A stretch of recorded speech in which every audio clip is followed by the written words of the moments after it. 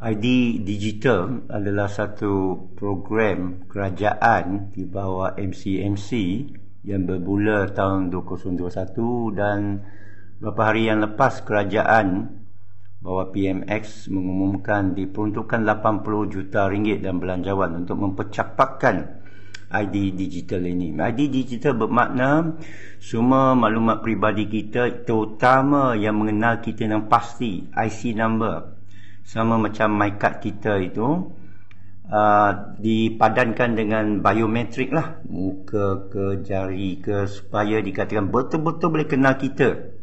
Selamat, pasti kita ni siapa. Hilang IC pun tak apa, ada biometrik, kita boleh kesan kita.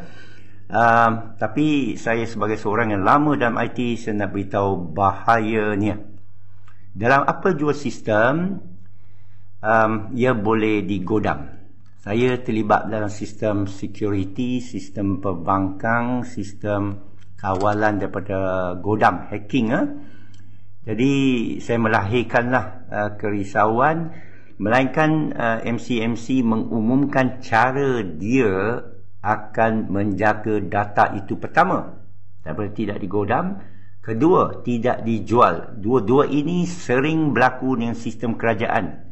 Selalu kita dengar down satu hal, tapi lebih penting ialah maklumat kita tidak dijual kepada pihak yang tak bertanggungjawab, terutama musuh. MySejahtera dulu 170 lebih juta ringgit. Bagi kita pakar dalam Malaysia ni buat tak sampai 2 juta. Kena tambah 8 juta lah untuk sistem pelayan, server sistem backup. Tetapi akhir kita dengar bahawa MySejahtera itu ada kaitan dengan syarikat luar asing, Yahudi, Israel, belakang Amerika, belakang Singapura. Dan encryption, kita tahu Israel yang paling hebat lah dalam encryption. Tapi kenapa kita tak ada fardu kifayah melahirkan encryption sendiri? Saya kenal pakar dalam negara, tetapi dia dibekukan. Saya kenal, kita ada ramai pakar, tapi kerana tak boleh buat duit, saya mintalah pihak kerajaan, terutama MCMC, ambillah ni serius. Ini bukan politik, ini bukan tabung nak pergi sapu wang lah. Ini masalah peribadi. Information is everything. Informasi boleh menggantikan hidup mati seseorang. Ia boleh digodam dari dalam. Ia perlu diaudit daripada luar.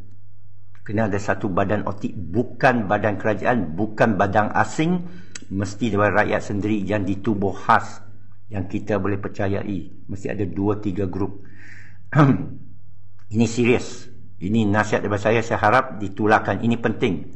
Boleh cek siapa Redwan Diun ini, pakar mana dia keluar surat khabar. Tahun 2009 saya keluarkan muka depan Star Intech sebagai seorang pakar open source dunia, mengharumkan nama negara. Cuma terpendamlah berita itu kerana muka depan Al-Tantuya. Siapa nak tengok? Kita banyak genius, tapi sedihnya ahli-ahli politik kita, pegawai tinggi kerajaan kita di Mosti terutama, tak sedar tentang kita. Cuba awak pergi Google ayat ini, what the heck did Facebook buy? What the heck, H-E-C-K, bukan H-A-C-K, H-E, England, C-K. Berita 10 tahun dulu, awak akan terkejut. Pakar hacking godam terhebat dunia adalah di Malaysia. Netscape application server, siapa yang buat? Ada berapa? 2 orang berbangsa India daripada Johor. Yang Facebook itu Octagon, mereka beli, Facebook beli, bukan syarikat tu, otak belakang dia.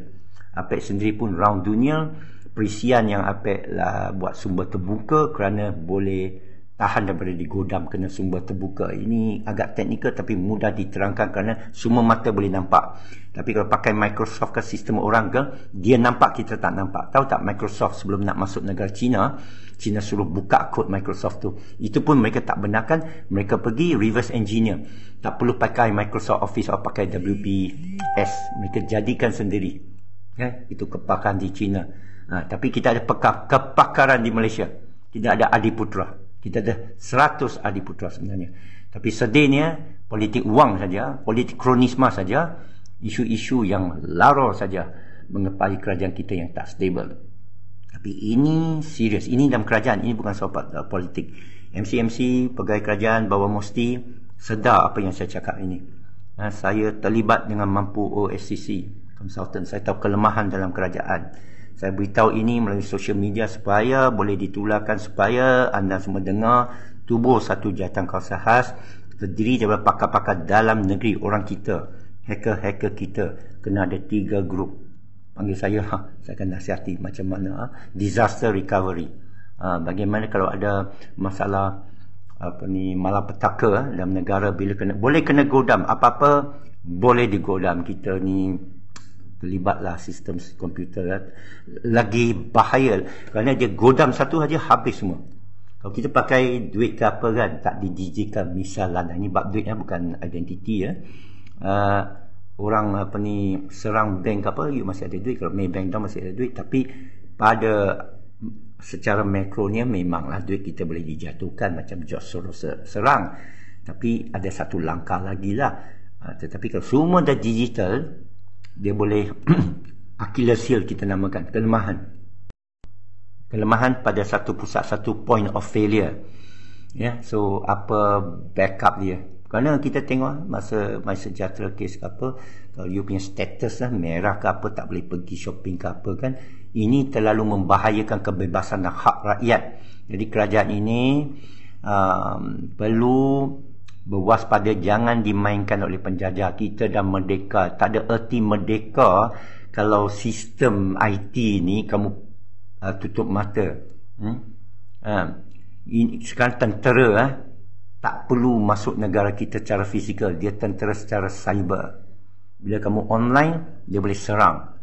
Okey, saya harap ini diambil perhatian yang berat, dan saya harap rakyat ini sedar tentang ini. ID digital ada kebaikannya, tapi bahaya dia lebih besar.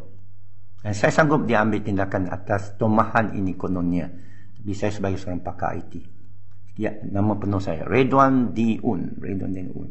Saya duduk precinct 8 ni, Putrajaya.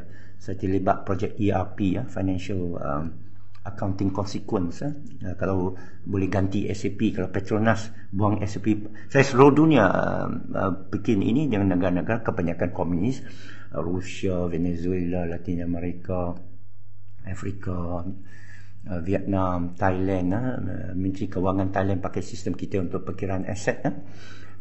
Kalau Petronas pakai ini kan jimat negara ratusan juta. Kalau semua GLC Malaysia pakai, jimat kita setiap tahun berbilion ringgit dalam membayar leasing kepada barat dan luar. Salurkan sebahagian duit itu masuk dalam untuk menguatkan ekonomi, tapi salurkan ke dalam untuk melatih budak-budak kita pakar dalam alam cyber, pakar dalam IT, pakar dalam encryption, pakar dalam ID digital, pakar dalam menahan daripada digodam.